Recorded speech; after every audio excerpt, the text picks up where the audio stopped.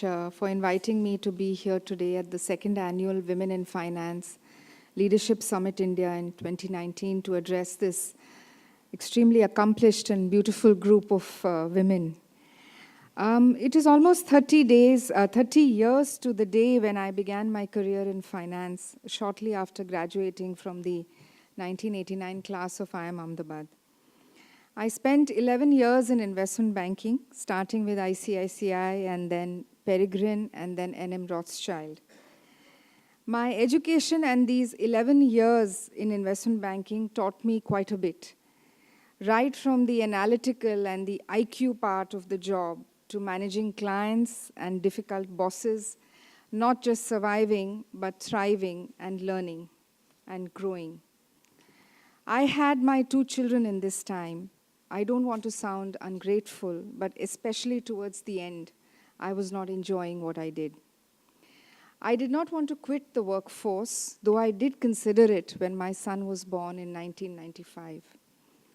What held me back strangely was Edelweiss. Rashesh, my husband, had just begun his entrepreneurial journey, and I had to keep the home fires burning. I'm most certainly very grateful for this serendipity.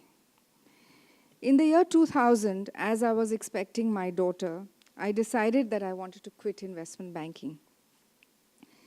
It was the technology startup era and the early beginnings of venture capital and private equity. I asked Rashesh to help me meet a few startups because I said, wouldn't they be interested in hiring someone with an understanding of capital raising and M&A? I did meet with a few startups, but somewhere along the way, Rashesh rather tentatively asked me if I would be interested in joining Edelweiss to run all the back-end functions, finance, HR, and admin, something I had never done before. We were all of 10 people at that time in 2000. I was the 10th employee, but our dreams and our aspirations were very big.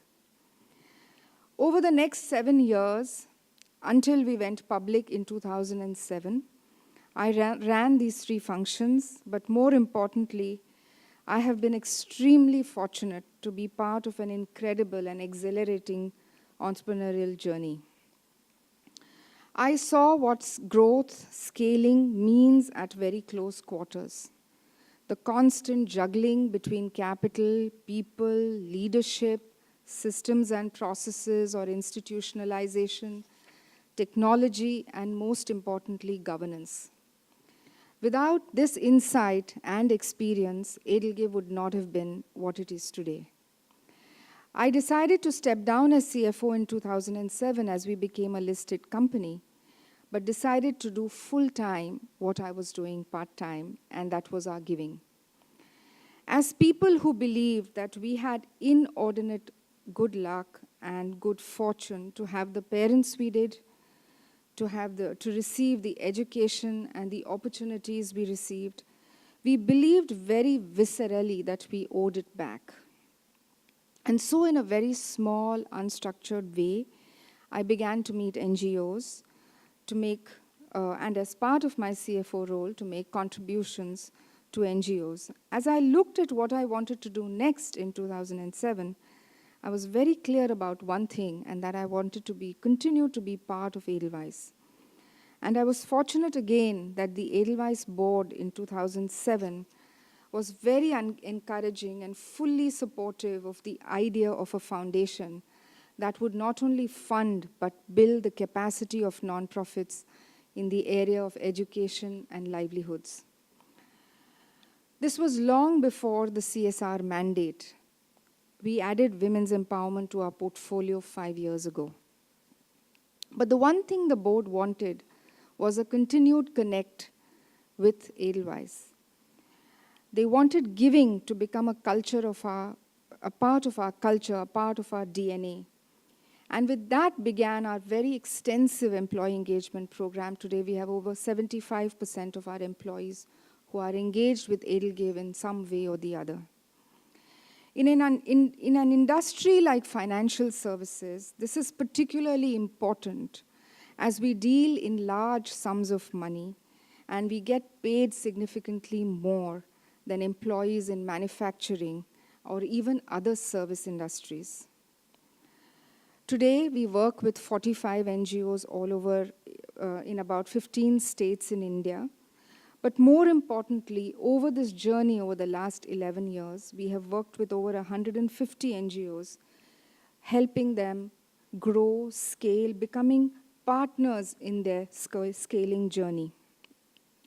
So this brings me to the topic of today, which is leading with purpose. The biggest driver of happiness and well-being is the sense of purpose.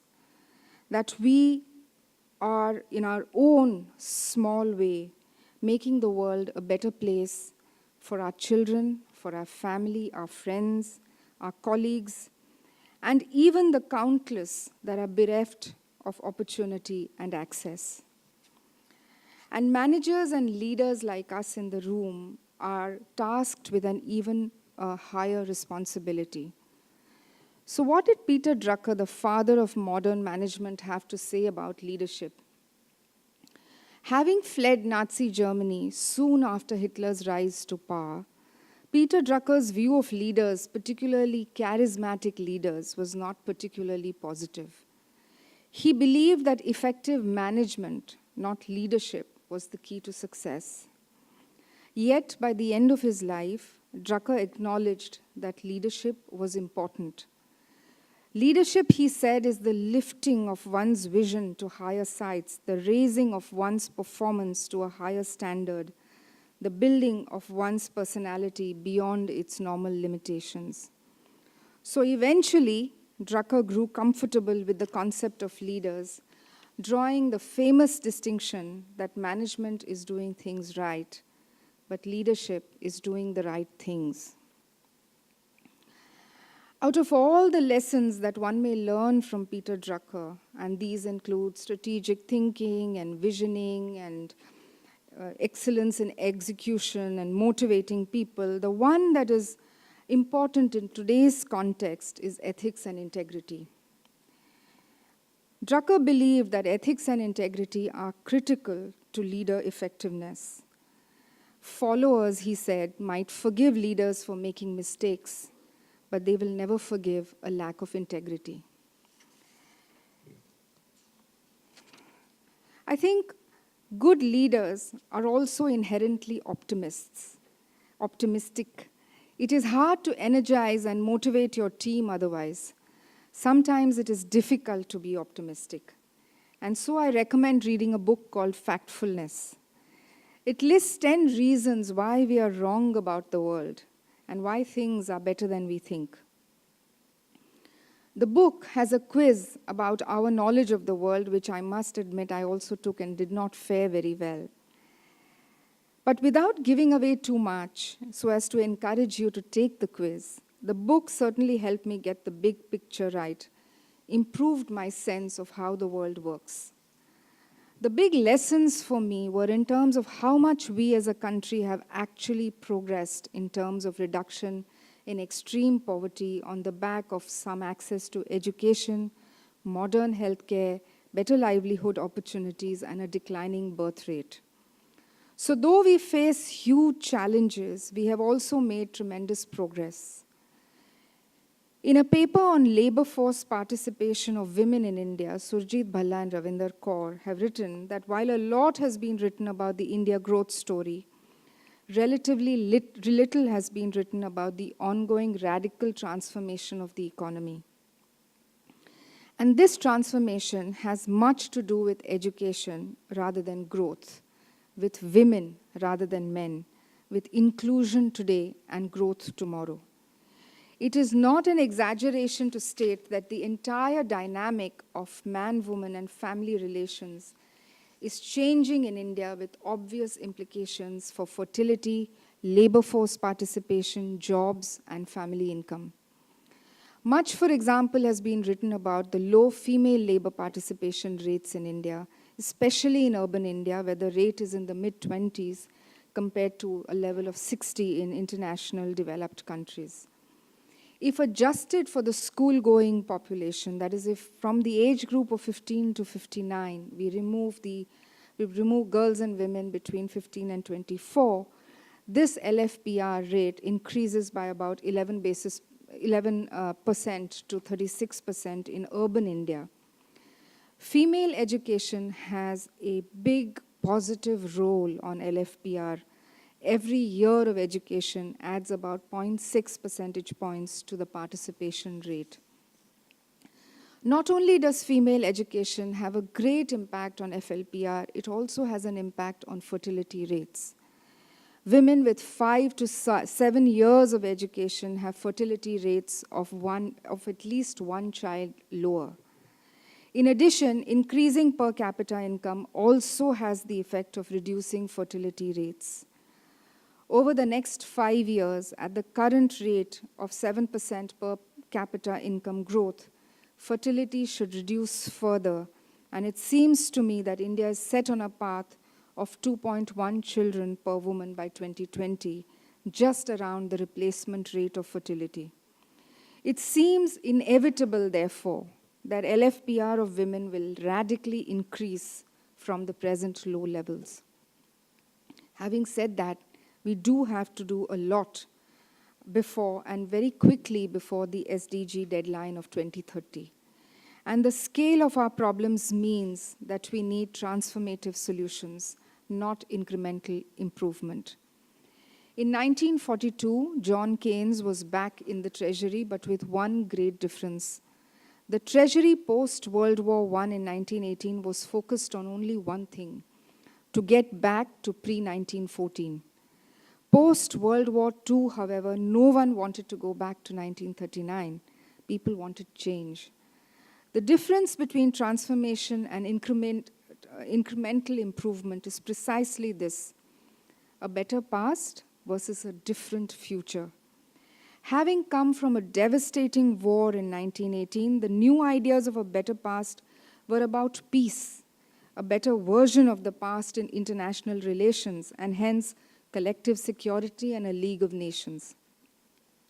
But they wanted to return to the pre-war economy, especially the gold standard. After the Second World War, change came in the form of a radical shift in thinking about politics and the economy and the role of government in maintaining international peace and the welfare of its citizens. The aim was fundamental transformation, not only in the creation of the United Nations and the abandonment of the gold standard, but as time progressed, the role of the state and markets, the goals of macroeconomic policy, and the job of central banks. The French called this time Les 30 Glorieuses, or the 30 glorious years between 1945 and 1975, when the working class could make it to the middle class by dint of hard work, natural ability, they could buy their own home, they could get free education and affordable transportation and health benefits. Today, if we have to solve the numerous challenges, large challenges facing us, we need transformative thinking, solutions that will serve us at scale. And since we're also dealing with broken systems, the failure of governments and markets to address these challenges, we also need collaborative solutions. The role of leadership in aiding and encouraging transformative thinking cannot be underestimated. Leaders can, through their passion, vision, and foresight, bring multiple stakeholders together, governments, funders, nonprofits, communities, to fund collaborative and sustainable solutions at scale. We are in a time, however, where our confidence in capitalism has been deeply shaken. A group of investors and corporate leaders supported by consumers, campaigners, academics, regulators is pushing for a new model of capitalism based on the principles of purpose, inclusion, and sustainability. This is what we at Edelweiss know as stakeholder capitalism versus shareholder capitalism, which is including a much larger group of stakeholders, whether it's government, the media, regulators, employees, as well as broader society. At the same time, somewhere today, there is an argument that asking corporates and philanthropists to solve society's problems is a recipe for unfettered paternalism of a new kind. Andrew Carnegie, the steel magnate, in his 1889 essay, The Gospel of Wealth, argued that the concentration of corporate wealth and power that characterized an unequal era was natural, even welcome. What mattered more was how the wealthy distributed their surplus riches for the common good. In other words, don't question the getting if it is followed by giving. Anand Giridhar Das, in his book Winners Take All, believes that this hasn't changed in the 21st century. He writes that the winners of our age must be challenged to do more good, but never ever tell them to do less harm. I am also concerned by paternalistic philanthropy. Because society is a complex system, no one organization, individual, or sector can drive lasting social change. The interplay of relationships among government, communities, businesses, civil society, the media, technology, the environment, culture and norms, and the legal system make a single approach untenable. Therefore, given the multidimensionality of the development dilemmas at hand, we need a new model for capitalism and leadership based on these principles of purpose, sustainability, and inclusion. Leadership without purpose stalls a great vision. Purpose without leadership derails a much-needed mission. Finding a balance between this yin and yang is essential at a time when leaders are no longer assessed on a single dimension. In addition to their EQ, which is vision or strategy, execution, profitability, leaders are also being evaluated on EQ, the value they perceive and therefore enhance in human capital, governance, corporate social responsibility, and ESG. Finally, we are seeing the power of movements as ignited by a lone voice that had the audacity to speak first. It is also indicative of the snowball effect of movements in today's age of social media. I'm of course referring to the Me Too movement. It would be remiss of me to not touch upon our view of the movement, particularly in light of our long-standing commitment to gender equality. At Edelgive, 15 of our 45 NGOs that we support are working in the space of women empowerment, and their collective mandate is much broader and encompasses the complex issue of women's empowerment across class, caste, and geography, across gender-sex ratios and female labor participation rates, trafficking, violence, and prostitution. Nevertheless, Me Too has brought into the public domain what has remained private and hidden in shame, guilt, and secrecy. For us, Me Too has provided women with an opportunity to raise their voice against sexual harassment and sexual assault. It takes a lot of courage to open up and share the experience of trauma. The movement has a lot of significance in that it is encouraging or creating an environment where it is okay to speak in public against harassment and violence. And the message is very strong for perpetrators of violence. It has done what the last few years of legislation could not do around building intent and processes about the issue of harassment in the workplace. As with everything that calls for radical shifts in social norms, attitudes, and behavior, there will be upheaval before there is balance. We must allow for this upheaval as women have waited for far too long and won't wait anymore. So thank you once again for this honor, for inviting me here today. It has been an absolute pleasure speaking to you.